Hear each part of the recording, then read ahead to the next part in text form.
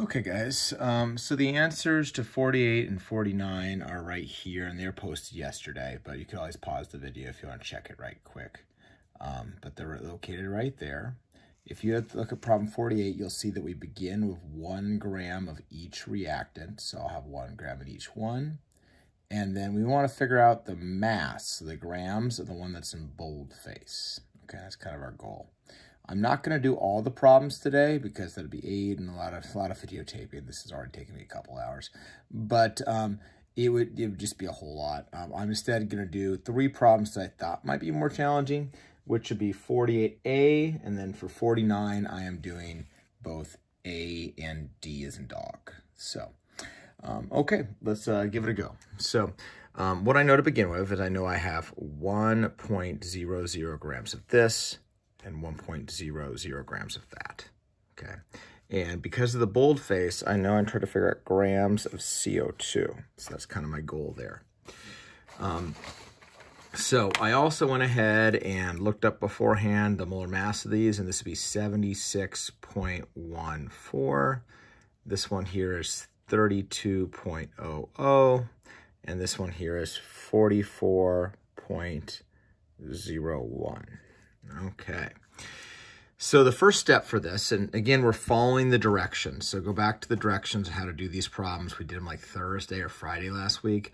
Go look it up in your notes. It tells you step by step what to do. Use the notes in these videos together to help kind of figure it out. So the first thing I'm going to do is I'm going to take grams, and I'll go from grams to moles. And to do that, you take the grams and you divide by the molar mass. So I'm going to go 1 divided by 76.14. And I'm going to get a really tiny number. And it looks like it's 0.0131. And I'm going to keep 3 sig figs.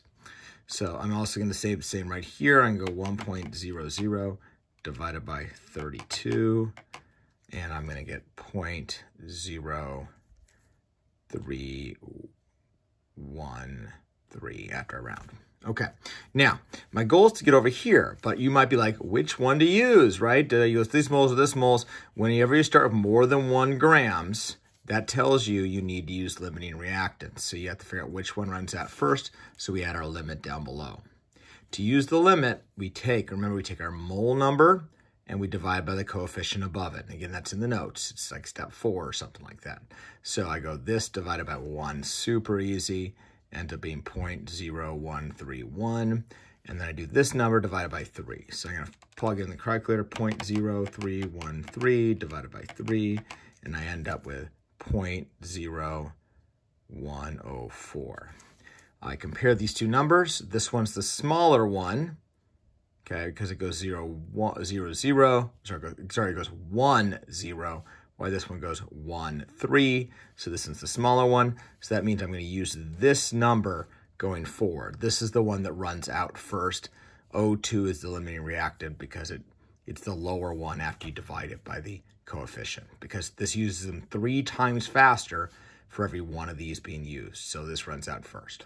Okay, so to get from moles to moles, which is where I need to do, I need to go ahead and I take the mole number and I divide by the coefficient above, and I multiply by the coefficient where I'm going to. So 0.0313 divided by 3, and I end up in times 1 with the same numbers below. And if I had actually stopped and thought about that, I probably could have done that without actually putting the calculator again. So it's this number here. And remember, when you want to go from moles to grams, you multiply. So again, it's dividing going up from grams to moles, and multiplying going down when you go from moles to grams. So I take that number, 0.0104, and I multiply it times the 44.01, and I end up with 0.458, it looks like. And if I went over to the book, we check over here, that is exactly what we get in 4A. That O2 is the limiting one, and 0.458 grams of carbon dioxide was our answer. So here comes the next one.